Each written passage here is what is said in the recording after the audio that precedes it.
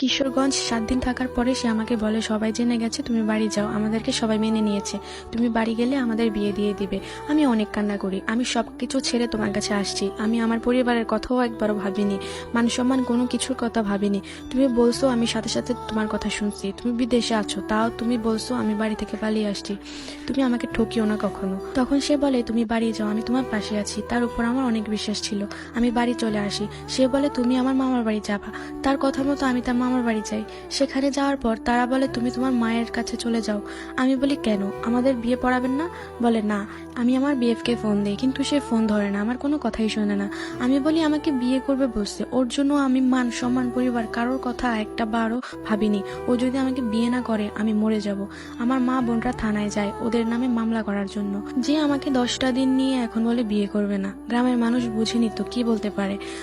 তারপর আমি পরে যাব বলার পরে আমার পরিবার তাদের নামে মামলা করবে, তাই ও আমাকে ফোন দেয়, বলে তোমার পরিবারকে মানা করো মামলা করতে, আমি তোমাকে বিয়ে করব। আমি আমার পরিবারকে মানা করি, তারাও শোনে। আমার বিএফ এর মা বাবা বলে, আমরা এই মেয়েকে মেনে নেব না।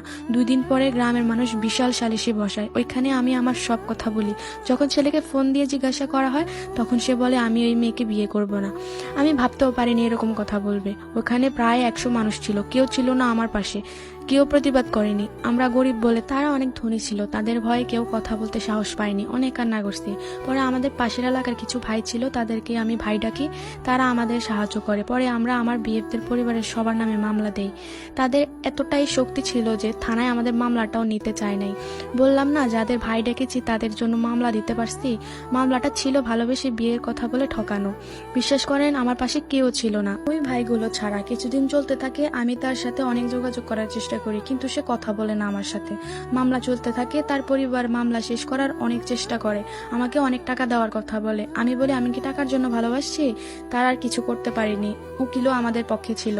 হঠাৎ ছেলেটা আমাকে ফোন দিয়ে বলে, আমার যা হয়েছে ভুল হয়েছে, আমি তোমাকে বিয়ে করব। আমার পরিবারও রাজি। আমি তাকে এতটাই ভালোবাসি, সে আমার সাথে এত কিছু করার পরও আমি বিয়েতে রাজি হয়ে যাই। আমাদের ভালো দিন চলতে থাকে। 5-6 মাস যাওয়ার পরে মামলাটা তুলে নিলাম। তার পরিবার আমাকে এখনো মেনে নেয়নি, এখনো সে আমার সাথে খারাপ ব্যবহার করে, অবহেলা করে। আমরা গরিব বলে, আমার একটা ভাই নেই, আমার বাবা কথা বলতে পারে না। যাদের টাকা নেই তাদের কোনো জায়গায় সম্মান নেই। আমার জন্য সবাই দোয়া করবেন, আমার জীবন যেন সুন্দর হয়। আমার বাড়ি মাদারীপুর।